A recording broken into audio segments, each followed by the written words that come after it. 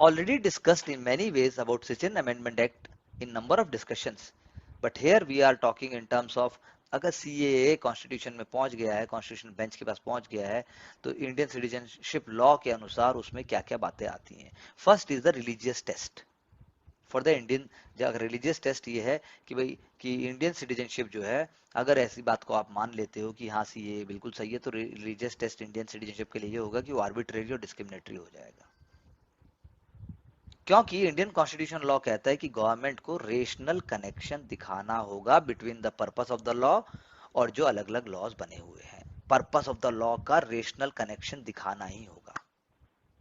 अगर ये रेशनैलिटी है कि फ्लाइट ऑफ माइनॉरिटीज के कारण हमने ऐसा किया है, हमने जो है नेहरू लियाकत पैक्ट हो गया है, पाकिस्तान ने प्रॉमिस किया था कि अपने सिटीजन्स को इक्वल राइट्स देगा लेकिन उसने नहीं दिए, तो फेलियर ऑफ पाकिस्तान या फिर बांग्लादेश और और आप जो है वो तो सबके लिए हो गया, फिर तो फिर नॉन मुस्लिम रिफ्यूजीज को इसलिए आप दे रहे हैं, लेकिन अफगानिस्तान को भी आपने इसमें ले लिया, तो तालिबान क्योंकि वहां पर रूलिंग पार्टी है, तो वो आपको देखना पड़ेगा. तो इसीलिए इनकंसिस्टेंसी लॉ में जो है वो क्वेश्चन की जाएगी. Secondly secondly CAA is not defining persecution. क्या है ये परसिक्यूशन.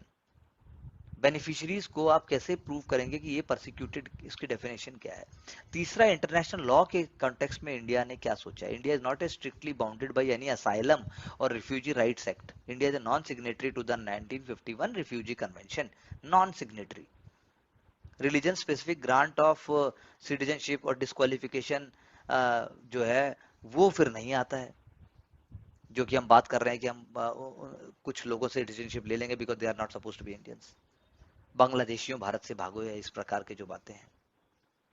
तो ये सारी लिमिट्स टेस्ट होंगी. कोर्ट डिटरमाइन करेगा कि सिटीजनशिप की कॉन्स्टिट्यूशनल वैल्यू क्या है. सिटीजनशिप की कॉन्स्टिट्यूशन वैल्यू और स्टेटस क्या है. क्या सिटीजनशिप फंडामेंटल राइट है. क्या आपको पता है सिटीजनशिप फंडामेंटल राइट नहीं है. लेकिन क्या इंडिविजुअल लिबर्टी से कनेक्टेड है, फ्रीडम से कनेक्टेड है, डिग्निटी से कनेक्टेड है.